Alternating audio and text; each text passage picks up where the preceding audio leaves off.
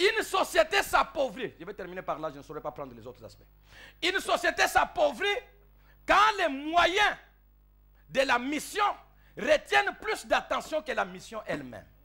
C'est comme ça qu'une société s'appauvrit. Quand les moyens de la mission retiennent plus d'attention que la mission elle-même.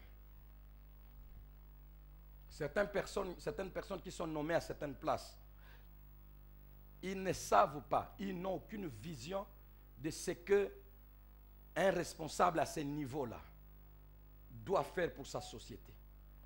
Tout ce qu'il a, il sait que si je suis nommé à ce niveau-là, j'aurai beaucoup d'avantages.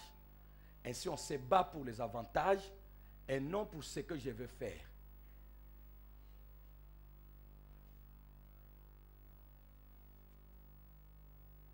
Et notre société qui vit les yeux sur la mission, où est-elle?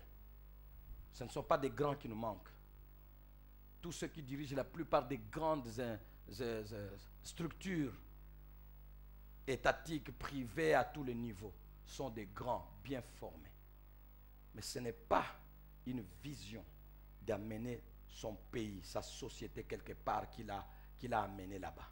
C'est un besoin d'avoir beaucoup d'avantages.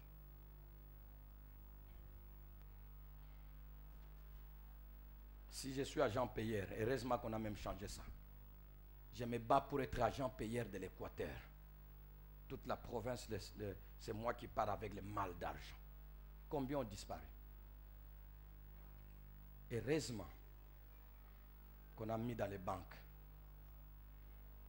J'ai béni le Seigneur pour ça.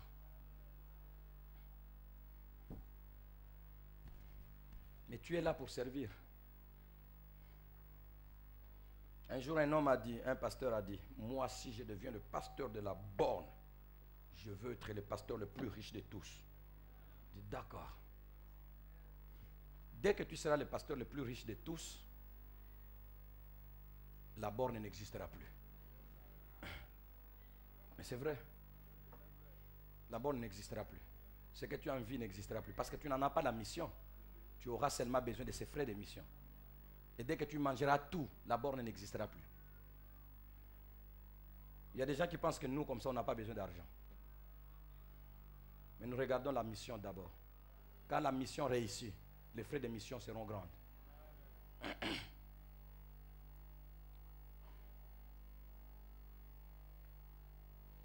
Comment réagir, pour terminer cette notion? Comment réagit le Seigneur qui reçoit des actions de grâce pour les moyens, pour les frais de mission, sans l'accomplissement de la mission elle-même? Comment réagit le Seigneur? La plupart de nos actions de grâce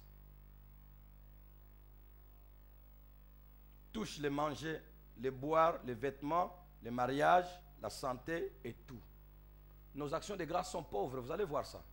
J'ai trouvé du travail, je suis guéri, je me suis marié, j'ai prédété dans la famille de ma belle-mère, ma belle famille, on m'a bien accepté. Toutes ces actions de grâce tournent autour de ça. Ainsi, nous nous posons, et nous sommes déjà posé la question, comment réagit le Seigneur? Par exemple, un fonctionnaire qui quitte le Bas-Congo, on l'envoie en mission à Kinshasa. Il arrive à Kisantu, il s'arrête. Il termine les frais de mission et tout, il rentre. Et il vient ici, il commence à rendre des actions de grâce. Vraiment, la mission m'a produit tout, mes amis. Je suis arrivé, maintenant je peux m'acheter une voiture à cause des frais de mission. La mission, il a accompli. Comment réagirait l'autorité provinciale s'il entend une telle personne? On vérifie à la mission, rien. Mais les frais de mission, il a eu et il rend des actions de grâce. Cet homme-là, vous pensez qu'on fera quoi? On l'arrêtera. Comment réagit le Seigneur qui reçoit des actions de grâce autour du mariage, autour de guérison, autour du travail trouvé, autour de ceci ou de cela, sans que vous n'ayez accompli la mission pour laquelle lui vous a donné ça? Comment réagit-il? Ça, et vous, et moi, nous ne savons pas. Mais les actions de grâce, nous en avons.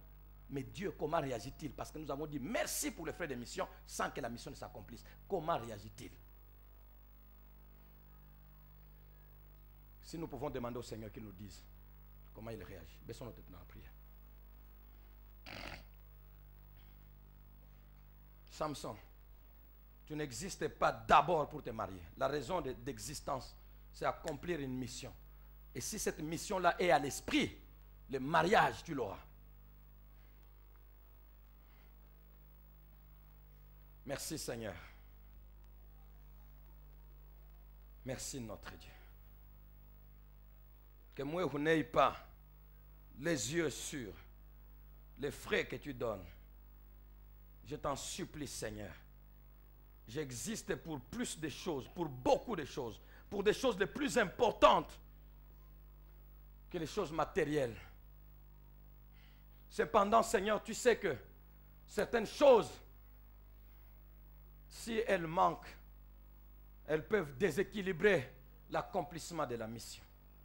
Y a-t-il un homme qui a changé de vision? Y a-t-il une femme qui a changé de vision, qui dit, Seigneur, c'est pour la mission que tu m'amèneras à cet endroit-là et je ne veux pas l'oublier. C'est pour la mission que tu me donneras l'or et l'argent.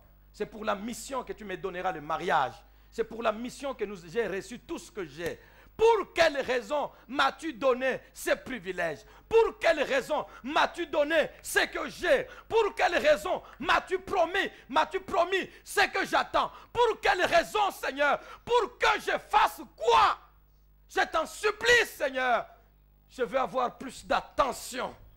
Si quelqu'un est au milieu de nous, qu'il a été touché par ce message, pendant que nous sommes en train de murmurer, beaucoup sont déjà debout, en train de se lever et dire, Seigneur, je vais changer la façon de voir les choses. Mon ami, c'est la mission qui te soutiendra. Car tu n'auras pas d'argument pour te soutenir toi-même sans la mission. Les frais de mission, tu pourras les chercher. Il n'y a pas de frais de missions à gaspiller. Il n'y a pas de voitures à gaspiller pour que Dieu vous donne, ou de postes à gaspiller. Dieu vous donnera un poste. Dieu vous donnera, je ne sais pas, telle promotion. Ça sera pour un but. S'il n'y en a pas, Dieu te donnera la santé, la vie, pour un but. Si ce but n'existe pas, alors pas de frais de mission. Si tu n'as pas de mission, pas de frais de mission, tu n'existes pas pour t'enrichir, tu existes pour accomplir une mission. Et si cette mission exige que tu aies beaucoup d'argent, Dieu te le donnera. Si cette mission exige que tu aies telle place, Dieu te la donnera, pourvu que tu saches à quoi tu es appelé. Que les hommes et les femmes touchés par le message, frères et sœurs, et qui veulent exister pour une mission, et non pour des frais de mission, qui se lèvent là où ils sont. Merci d'être nombreux à vous lever, à quelque niveau que ce soit. Seigneur, merci. Merci pour ces hommes, pour ces femmes. Seigneur. Merci Jésus.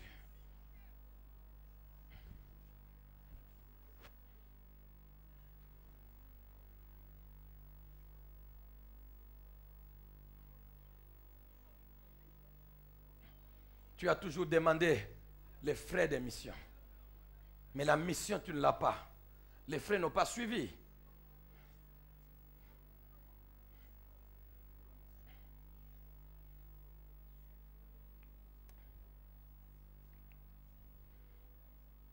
Vous tous qui vous êtes levés, levez les mains, je vais prier pour vous.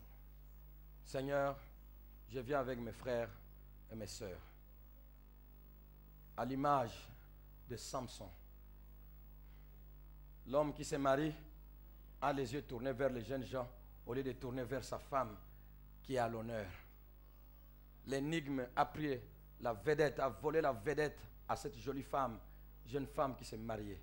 Parce que entre la mission et les moyens d'exécuter la mission est plus importante. C'est ce que nous avons compris tous, ces hommes et les femmes. Nous n'allons plus vivre pour les frais de mission. Nous n'allons plus avoir l'attention, les yeux tournés vers les frais de mission. Seigneur, tout ce que tu nous donneras sur la terre ne sera que pour accomplir la grande mission du Seigneur. Seigneur Dieu de gloire, pour quelle raison veux-je arriver là où je veux arriver? Pour quelle raison vais-je posséder ce que je veux posséder? Pour quelle raison? Pour me faire un nom? Oh non, Seigneur. Ainsi, pardonne à ceux qui ont raté leur mission alors qu'ils avaient reçu les frais de mission. Pardonne à ceux qui ont ignoré leur mission alors qu'ils en avaient reçu une. Pardonne à ceux qui ont été distraits par des frais de mission et qui ont détourné leur attention de la mission. Pardonne. Seigneur, pourvois à tous ceux qui ont la mission et qui n'ont pas encore reçu les frais de mission. À chacun de nous, que la grâce de Dieu suffise pour que la mission pour laquelle nous existons s'accomplisse. Alors, nous aurons laissé une histoire sur la terre. Merci, notre Dieu. À toi toute la gloire. Au nom de Jésus. Amen. Reprenez vos places.